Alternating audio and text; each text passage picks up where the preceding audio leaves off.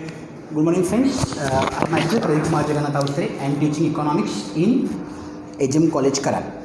Up till now, we have completed about the microeconomics. Now, in this lecture, we are going to start the lecture for microeconomics. Now you are very much familiar with the concept of microeconomics. Within few minutes, I will explain some points which are related with microeconomics. Now you know that microeconomics is going to study about the single unit, individual person, individual family. Now in this lecture, we are going to discuss about the macroeconomics. That is, when you find the word total, you can understand that this belongs to microeconomics. Here, I have written some points on blackboard. For example, see, in microeconomics, what we are going to study? In microeconomics, we are going to study of an individual. For example, one family, one company, one sugar factory. You can find or you can learn about that particular thing. But when I am going to talk about the microeconomics, that is the aggregate, summation of all the things. When we are going to study about the whole economy, for example, economy of a country. Here, I have written some things on blackboard that is about microeconomics. Microeconomics looks at the decision of countries and government. See here, I have written here countries and government. I am not going to talk about single person, a single family or a household. I am going to talk about the countries and the government. That is summation of all the things. One family, or you can say that when I will discuss about one family, it's subject matter of microeconomics. But when I will think about the country, then it is the subject matter of microeconomics. Again, here one point is there. It is a branch of economics that deals with the relationship of major factors in economy. See, this word is very important. Deals with the relationship of major factors in an economy. In economy, there are many factors, and it is the relationship of all factors, major factors in an economy. Here, some important points are there. 6 important factors which are related with microeconomics. For example, GDP, gross domestic product, GDP. We'll learn about this term in next lecture. And second point, that is about the rate of unemployment. The rate of unemployment. Here again, the phases of business cycle. I'm going to explain all these terms. What do you mean by business cycle? Fluctuations. What kind of business fluctuations are there? I'm going to teach you all these things later. The phases of business cycle. Next, rate of inflation. What do you mean by inflation? I'm going to explain this term also. Rate. What do you mean by inflation? The money supply. The level of government debt. All these things, these 6 factors are very important when you are going to study about the macroeconomics. Again, why to study microeconomics? In my last lecture, I explained that microeconomics is also important and same time macroeconomics is also important. Here you can find that up till now we have completed half part, that is microeconomics. Now we are going towards about the macroeconomics. What is the importance of macroeconomics? In this chapter, we are going to discuss about the macroeconomics. It enables studying causes, effects, and solutions of general redundancy. Redundancy means repeating things, the thing which is not so important. Here, enables studying causes. What are the causes, effects, and solutions of general redundancy? Again, things which are going there, we are going to study about all these things. Again, it is evaluating the overall performance of the economy. Overall performance of the economy. See, when I am teaching microeconomics, we are discussing about the one family, about the one company, about one sugar factory or other things. But here, evaluating the overall performance of the economy. When I am going to discuss about the performance, overall performance means the performance of a country. So this word is very important. Overall performance of the economy in terms of national income. Here, this term is also very important. The terms of national income. This national income, that is the income of nation. But in microeconomics, I am only interested for income of one family, income of one individual person. But here in macroeconomics, I am not interested for income of one person. When I am going to talk about the macroeconomics, I am interested to know the income of nation, that is national income. All these points are very important, and because of this condition, it is important to understand or it is important to learn macroeconomics. Okay. Again, some points are there. I'm going to write all these points here.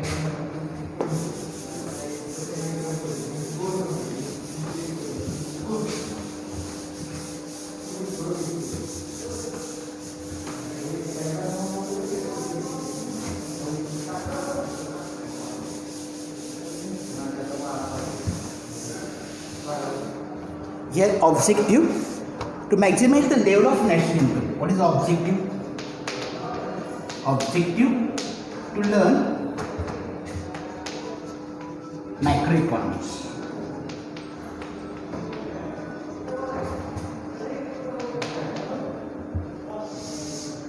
First, I will write all the points, important points here, and then I will discuss or I will explain all the points. It is first to maximize the level of national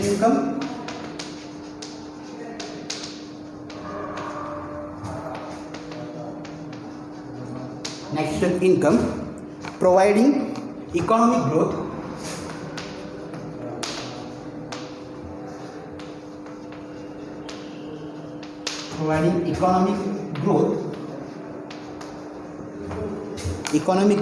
to raise the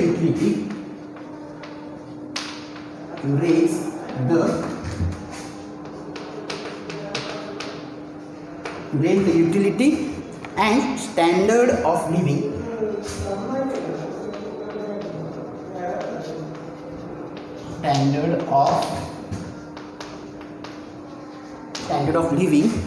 of participants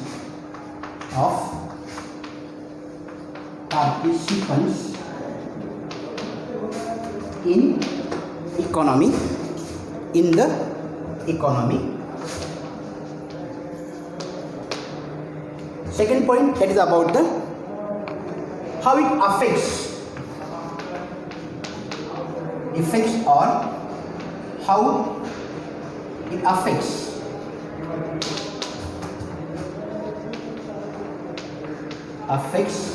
common man. Definitely. For example, I can give you an example about the employment,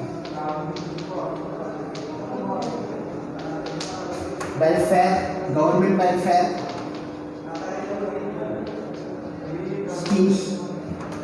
Now first I will explain about the objectives, why to learn microeconomics. Here, to maximize the level of national income, how you can improve the standard or how you can improve the national level, providing economic growth. This word is very important. Economic growth is very important. Whenever growth is there, definitely national income is going to increase. So growth is very important. Every country is interested to have some kind of progress. Here economic growth is very important. Economic growth to raise the utility and standard of living of participants in economy. What are participants in economy? Common man. Participants means common man. It is important that the common man, there should be some kind of improvement in his standard of living is very important.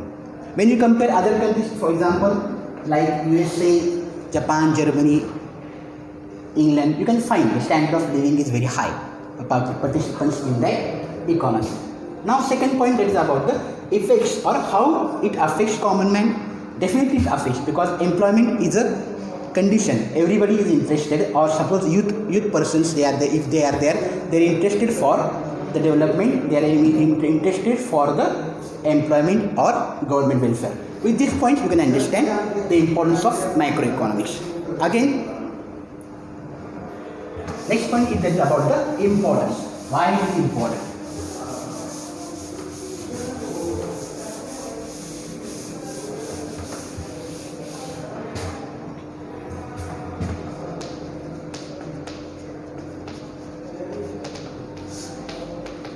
Here I can give it similar. Understand the functioning.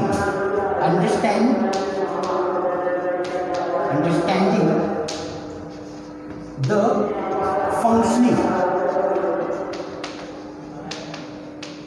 of an economy. of an economy of complicated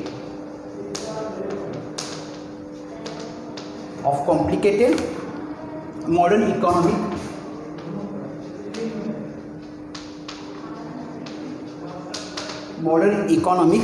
system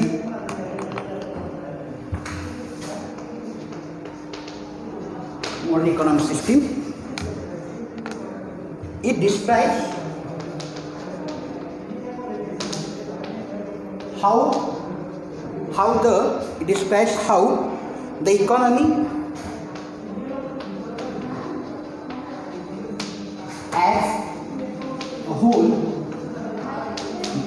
as a whole functions and how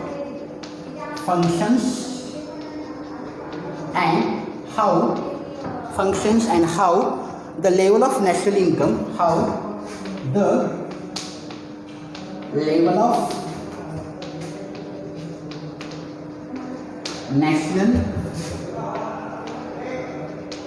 national income, and employment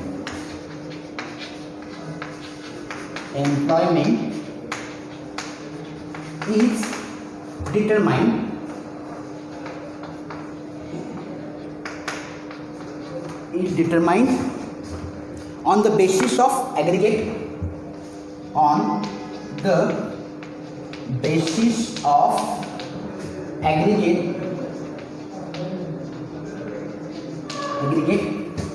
demand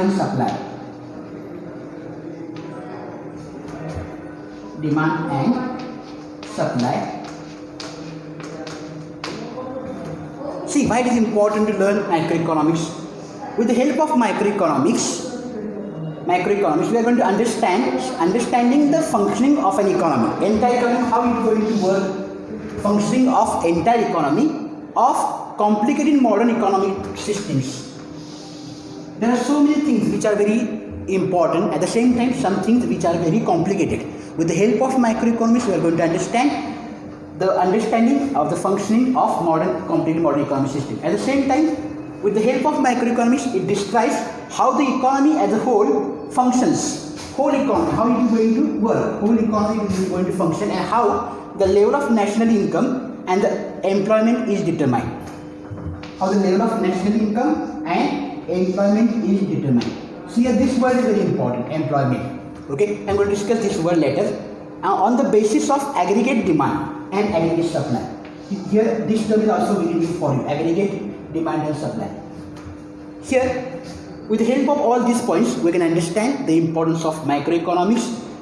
In brief, I explained all the things why it is important to learn about the macroeconomics. Now, I directly shift towards the definition, or what we mean by macroeconomics with the help of definitions. For your syllabus, we have given two definitions. One definition, that is definition given by Hansen, and second definition is given by Shapiro. I am going to discuss all these definitions one by one. Okay. Now, I have discussed that.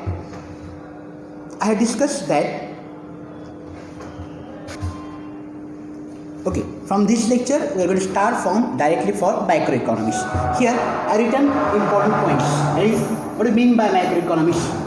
Macroeconomics, branch of economics which analyze the entire economy.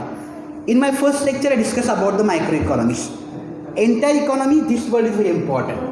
I am not going to discuss about one family or the economy of one person.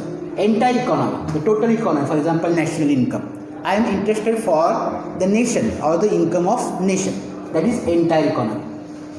Here, whenever you find some words, how you can understand whether I am going to study about the microeconomics or whether I am going to study about the microeconomics. Here, some words are there. For example, it deals with the total employment. Here I have written total. When you find the word total, it is the subject matter of microeconomics. Total employment. I am not going to repeat this word again and again. Here also one word is, that is total investment. Again, total consumption, total savings, national income, inflation, trade cycles. Here, business fluctuations. This word, suppose this word, what do you mean by inflation? What do you mean by trade cycles? I am going to explain these words one by one, inflation and trade cycle. First, I will explain about the definitions. Here, two definitions are given. Here, for example, one definition by J.L. Hansen, definition given by J.L. Hansen. Here, microeconomics is that branch of economics which considers the relationship. What kind of relationship there? Which considers the relationship between large aggregates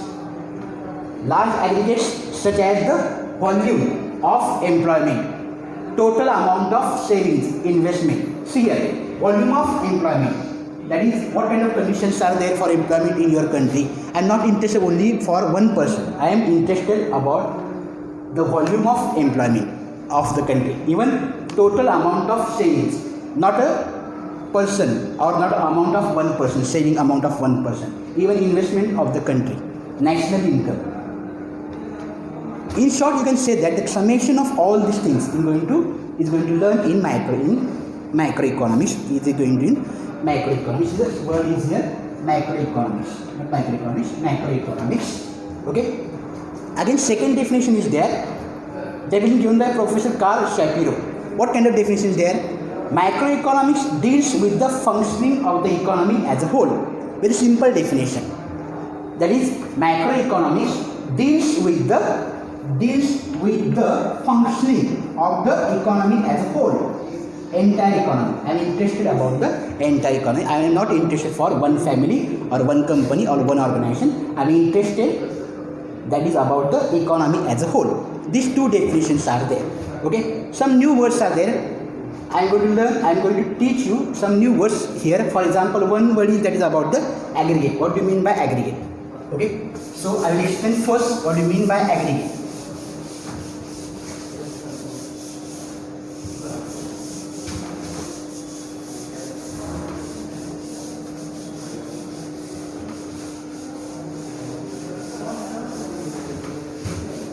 This term is very new for you, aggregate. What do you mean by aggregate? Aggregate means a whole formed of combining several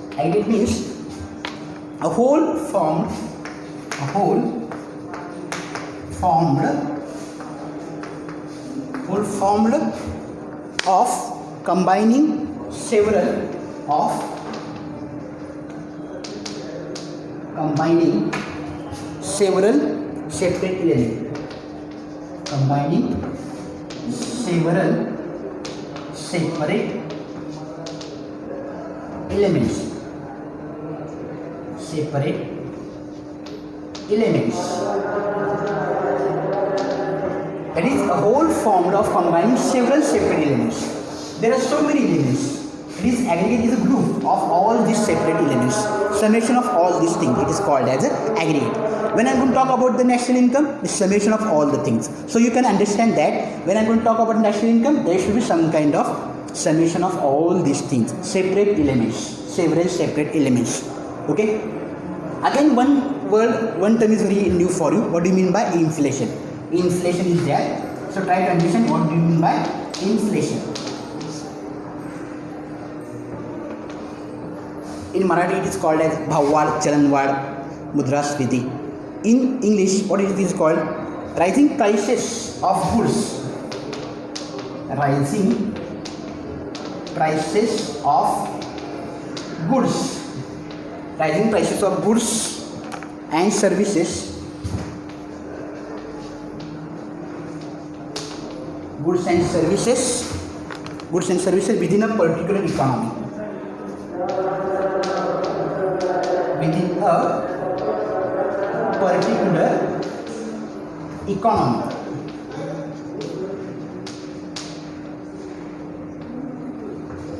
Rising prices of goods and services within a particular economy. For example, suppose I will give you example of gold. For example, before 20 years, for example, suppose we are living in 2020. Okay, example of gold, price of gold. Okay, now in 2000, what was the price for gold? Price for gold approximately for 4,500 rupees. Price of gold for 10 million.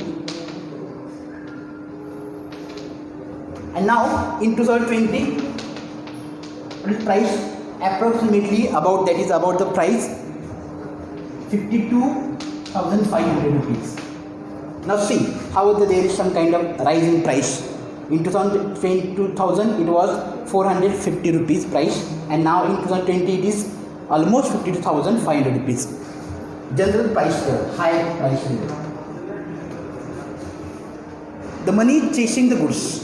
In simple terms, how I can explain inflation? The money chasing the goods. Here you can find rising prices of goods and services. Price will not remain as it is. For example, suppose if you are going to stay last 10 years or 5 years, you will find that prices definitely they are rising.